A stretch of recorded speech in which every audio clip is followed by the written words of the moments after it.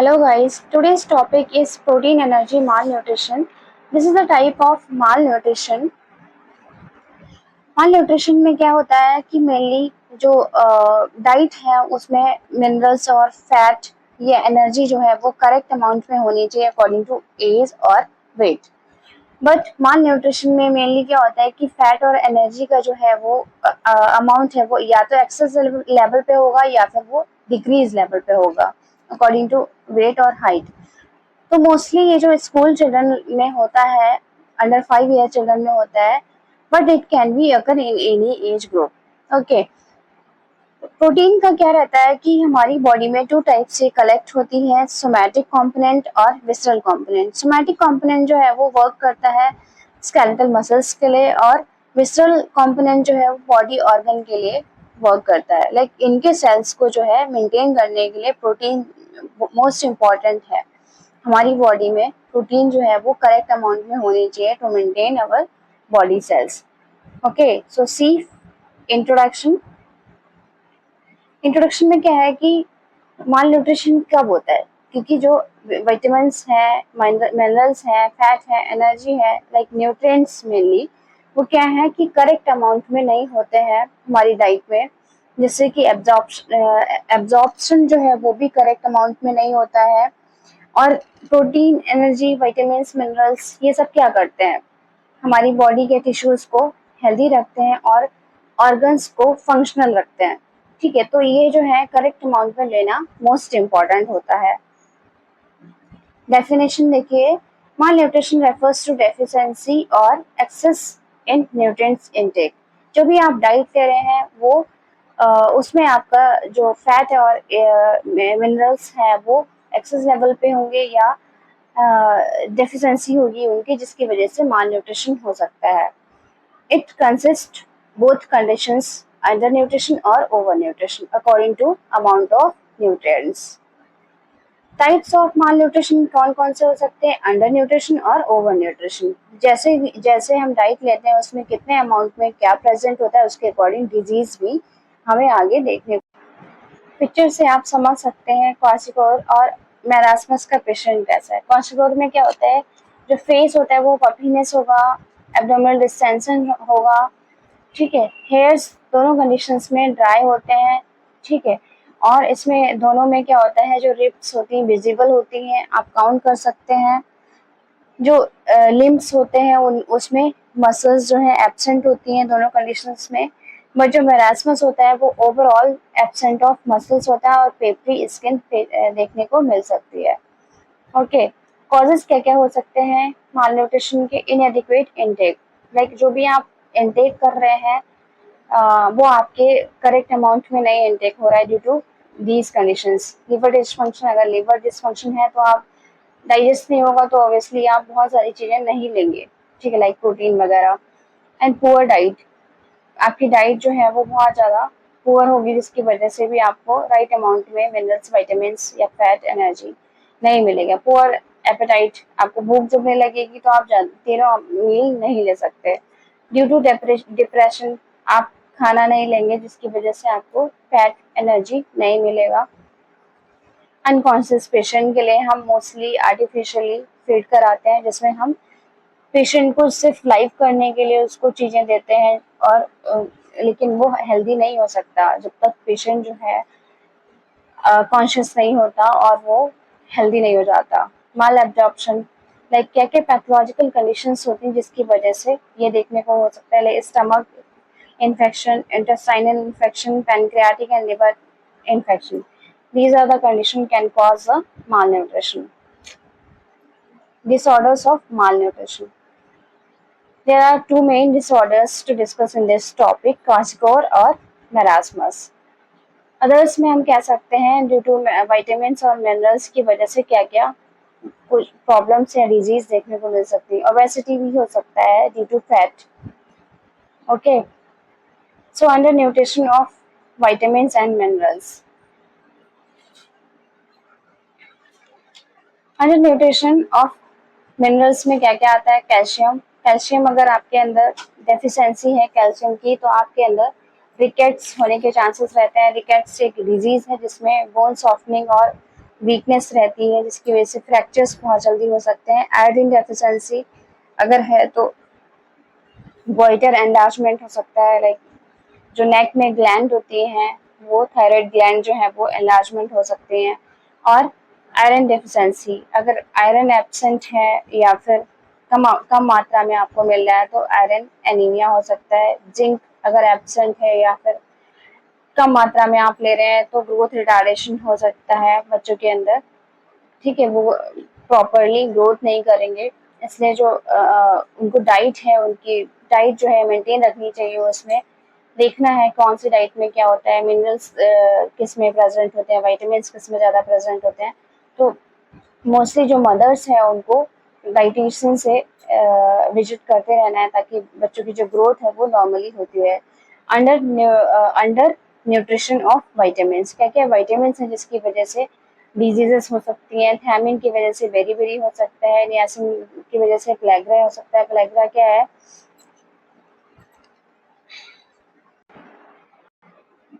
Pellagra में बहुत सारी प्रॉब्लम्स देखने को मिल सकती है, लाइक गैस्ट्रोइंटेस्टाइनल इन्फेक्शन देखने को मिल सकता है, डिसफंक्शन ऑफ नर्वस सिस्टम हो सकता है। एट द एंड इसमें पेशेंट की डेथ हो सकती है क्योंकि बहुत सारे diseases can be cause due to the niacin. Okay, so vitamin C की वजह से स्कर्वी होने को हो सकता है, और विटामिन डी की वजह से रिकेट्स हो सकता है। विटामिन डी का जो मेन वर्क होता है कैल्शियम को अब्जॉर्ब करना इन अवर बॉडी। तो अगर कैल्शियम विटामिन डी एब्सेंट होगा तो ऑब्वियसली कैल्शियम भी एब्सेंट होगा। कैल्शियम एब्सेंट है तो rickets can be occur easily. Okay, so this is the first disorder in malnutrition, that is quasicorus. Quasicorus is a common and severe form of protein deficiency in children. Like इसमें क्या है कि severe form में protein की deficiency होती है जिसकी वजह से क्या होगा, पूरी बॉडी में पफिनेस, फेस में पफिनेस एंड पूरी बॉडी में स्वेलिंग प्रेजेंट हो सकती है। और हम इसकी क्वासिकोरस को हम दूसरा नाम भी दिया गया है जिसका नाम है oedematous malnutrition. Okay, you can see this picture. This is not normal child. Causes of quasicorus क्या क्या हो सकते हैं? Social and economic condition, like अगर सोशली और इकोनॉमिक जो कंडीशन है वो अच्छी नहीं है, जिसके सोशली में क्या होता है, मोस्टली लोग कहीं कहीं पे राइस खाए जाते हैं या फिर कहीं कहीं पे जो एरियाज हैं वो अवेयरनेस नहीं है, उनके पास फाइनेंशियली वो स्ट्रांग नहीं है तो बहुत सारी चीज़ों को परचेस नहीं कर सकते, ठीक है, जिसकी वजह से डाइटरी पैटर्न उनका डिसबैलेंस होगा। पॉवर्टी, उसमें भी क्या होगा कि ड्यू टू मनी वो बहुत सारी चीज़ें अफोर्ड नहीं कर सकते। ड्यू टू इग्नोरेंस भी मेरास्मस या फिर क्वासिकोरस कैन बी अगर, क्योंकि इसमें क्या होता है डाइट या फिर उनको डाइट में कोई ध्यान देने वाला नहीं है उनका, या फिर उनको मील प्रोवाइड नहीं करने वाला है अकॉर्डिंग टू वेट और हाइट, क्या क्या उनको देना चाहिए ये सब, तो ये हो सकता है। inadequate inadequate weaning practice, ठीक है, जो मदर्स होते हैं inadequate weaning practice, जो मदर्स होते हैं आफ्टर ब्रेस्ट फीडिंग, जो आफ्टर 6 मंथ वो स्टार्ट करते हैं वीनिंग, जिसमें उनको पता नहीं होता है कि क्या क्या हमें देना चाहिए बच्चों को, क्या क्या नहीं देना चाहिए, ठीक है, तो वो जो भी नॉर्मल अपना डाइट होती है वही बच्चों को खिलाना स्टार्ट करते हैं, जिसकी वजह से प्रॉब्लम्स आती हैं, उन्हें इंटेस्टाइन इन्फेक्शन हो सकते हैं, ठीक है, लिवर इन्फेक्शन हो सकते हैं। तो उस टाइम में मदर को एजुकेशन की बहुत ज़्यादा नीड होती है या फिर उन्हें अवेयरनेस की बहुत ज़्यादा ज़रूरत होती है। चाइल्ड अब्यूज़, जो लोग बच्चों को पसंद नहीं करते हैं या फिर चाइल्ड जो बेबी गर्ल्स होते हैं उनको पसंद नहीं करते, जिसकी वजह से वो क्या करेंगे, उनको अच्छी डाइट प्रोवाइड नहीं करते, लो फैट डाइट, ठीक है, लो फैट डाइट की वजह से भी ये प्रॉब्लम्स हो सकती है। Sign and symptoms of kwashiorkor, facial edema can be occur due to lack of protein, hair changes can be occur, dermatitis can be occur, infection, abdominal distension। Protein क्या करता है, हमारे जो बॉडी के टिश्यूज हैं उनको इन्फेक्शन से लड़ने के लिए एक पावर प्रोवाइड करती है। अगर प्रोटीन एब्सेंट है हमारी बॉडी में तो ये सारी कंडीशंस हमें देखने को मिल सकती है, लाइक इन्फेक्शंस होंगे, स्वेलिंग होगी, ज़्यादातर देखने को मिल सकता है, और बॉडी की स्ट्रेंथ जो है वो खत्म होगी धीरे धीरे।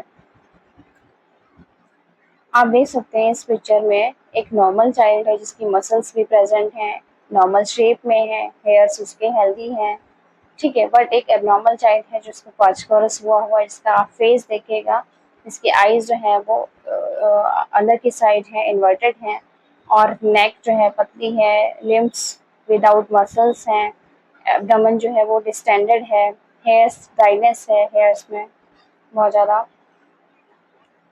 सो ट्रीटमेंट क्या हो सकता है? Prevention and treat the following conditions. First of all हमें प्रिवेंशन करना है, लाइक अगर कुछ बच्चे हैं सिक हो रहे हैं तो उन्हें हम with the help of diet सही कर सकते हैं ताकि ये कंडीशन ना हो।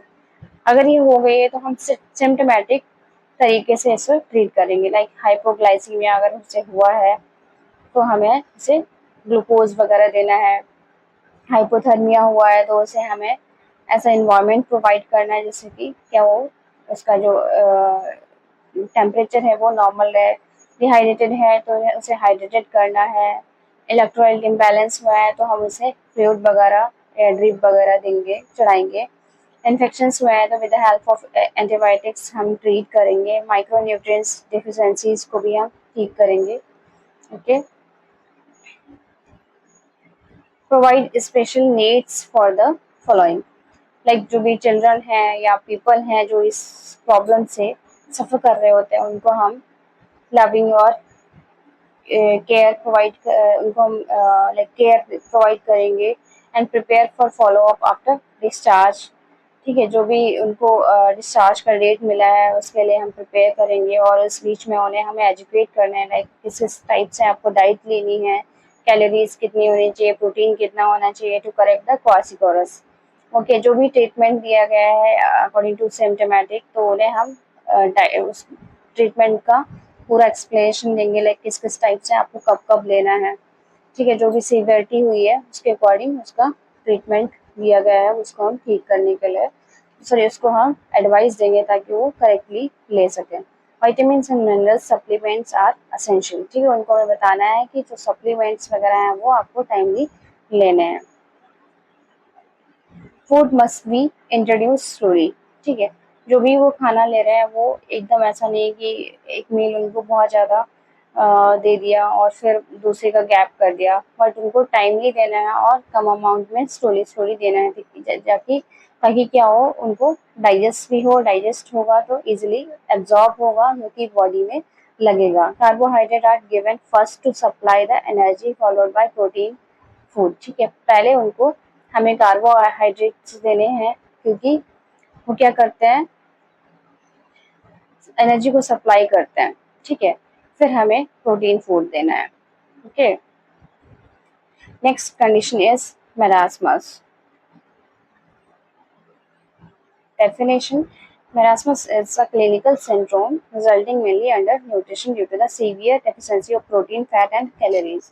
उसमें क्या था कि प्रोटीन की जो मात्रा थी वो लो थी बट फैट जो था वो एडिक्वेट था, ठीक है। बट इसमें क्या है दोनों चीज़ें एब्सेंट होती हैं। कॉजेज क्या हो सकते हैं मरासमस के? पुअर डाइट, फूड स्टोरेज, ठीक है, insufficient breast feeding, lack of calories in diet, ठीक है।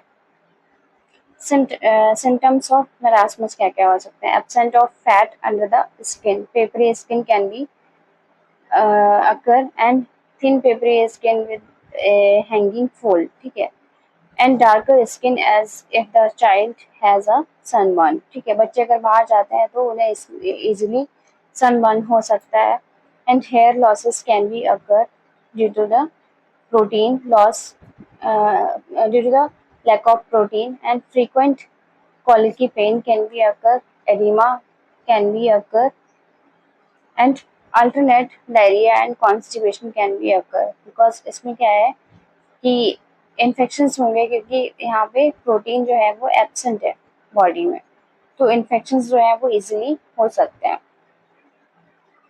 Sunken eyes can be occur due to this condition malnutrition, ribs easily visible through the skin, क्योंकि यहाँ पे जो मसल्स हैं वो एब्सेंट है, जिसकी वजह से हम बोन्स और रिप्स काउंट कर सकते हैं या देख सकते हैं। Thin body and face, poor growth due to the minerals.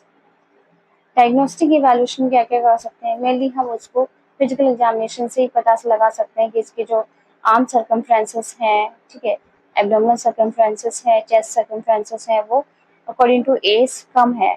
Height और वेट हम चेक कर सकते हैं। स्किन एग्जामिनेशन कर सकते हैं, जिसमें स्किन जो है वो कैसी होगी, पेपरी स्किन हमें देखने को मिल सकती है। Circumferences of arm and abdominal girth, जिसकी वजह से हमें पता लग सकता है कि ये क्या प्रॉब्लम है जिसकी वजह से बेबी सफर कर रहा है।